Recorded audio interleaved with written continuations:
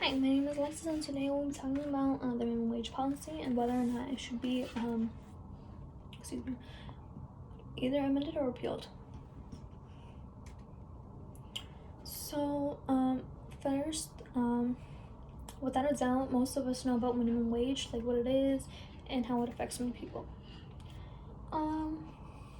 By a show of hands, how many of us believe that the minimum wage policy should be amended? Whether or not to raise the minimum wage has been an argument we have all heard about for many years now. Most of us, if not all, are well aware of the fact that most people cannot survive or live off a minimum wage job. Either we know someone that is working a minimum wage job and is suffering, or one of us may be working a minimum wage job and be struggling as well, especially with school and other stuff. Of course, while some of us may feel the minimum wage is completely irrelevant and should just be removed, many of us, like myself, feel it should just only be amended, not completely just removed. So over the summer, my credibility is over the summer. I was looking for my first job over last summer, I should say. I was looking for my first job, and while I knew I wasn't going to find a job that was going to pay me $20 an hour or anything like that, I also wasn't going to settle for a job that was going to pay me minimum wage at like $8. So ideally, I wanted to balance, like meet it sort of, halfway, I guess. Especially since it was my first job, no experience or anything, I was going to settle for 10. I wasn't going to settle for anything less than $10 an hour, and luckily I found a job. I found a few, and now I've been working at my job since the end of June. I have done extensive research of minimum wage in all the states in the U.S. In an article I found by Doyle of 2020. So, should minimum wage be amended or repealed? So personally, I believe that it should be amended, because while it is enough for some people, it is not livable for most people.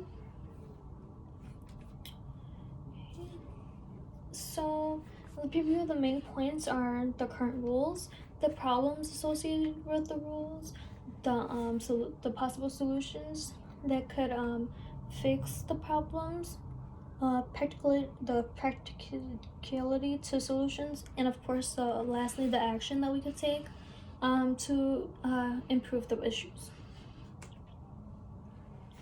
So the rules are all jobs must pay at least minimum wage, of course, and then also after working 40 hours, you are considered to be working working overtime. And then so after you pass the 40 hours, since you are considered to work overtime, you are supposed to be getting paid time and a half. So obviously your pay would change. Altered for specific occupations, such as a server, and at that point, the pay is lowered, unfortunately. So now that we have looked at the rules, let us turn our attention to the problems.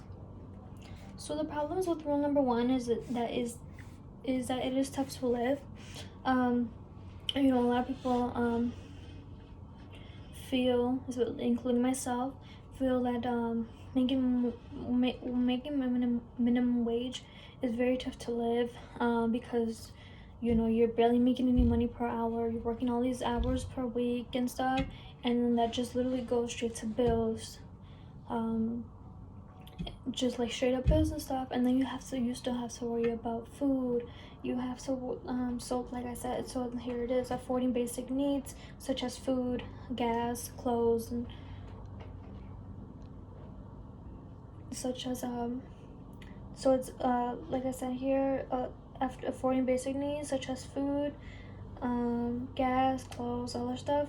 And then from there, people often struggle, and what I mean by that is that they're struggling to pay things and have enough money and stuff. So they're literally living off like one week's paycheck to the next week's paycheck, and that's also tough, especially tough because it's not even weekly. A lot of jobs pay bi-weekly, which is every 2 weeks, which just makes things worse.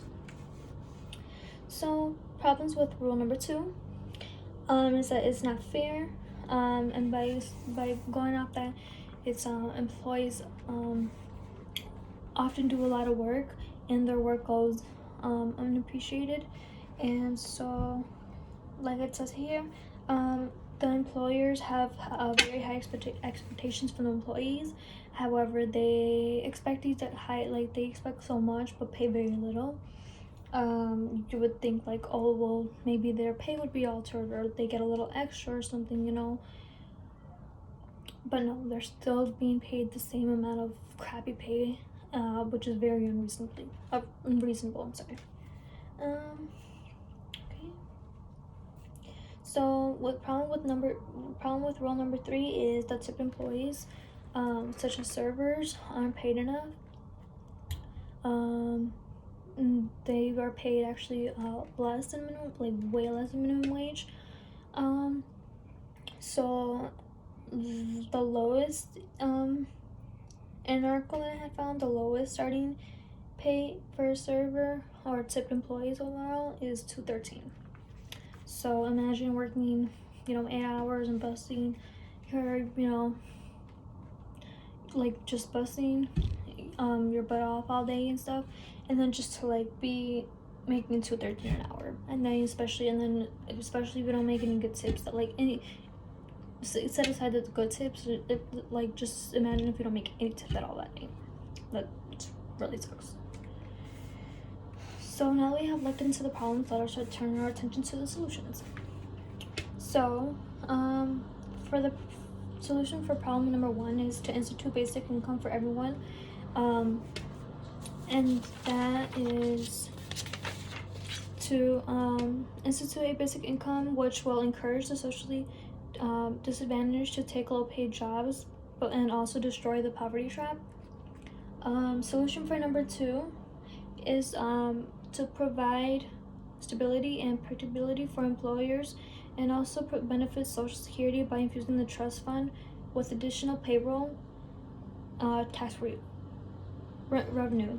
And then solution for problem number 3 is to increase or remove tip wage, which has been unreasonably low for almost 30 years.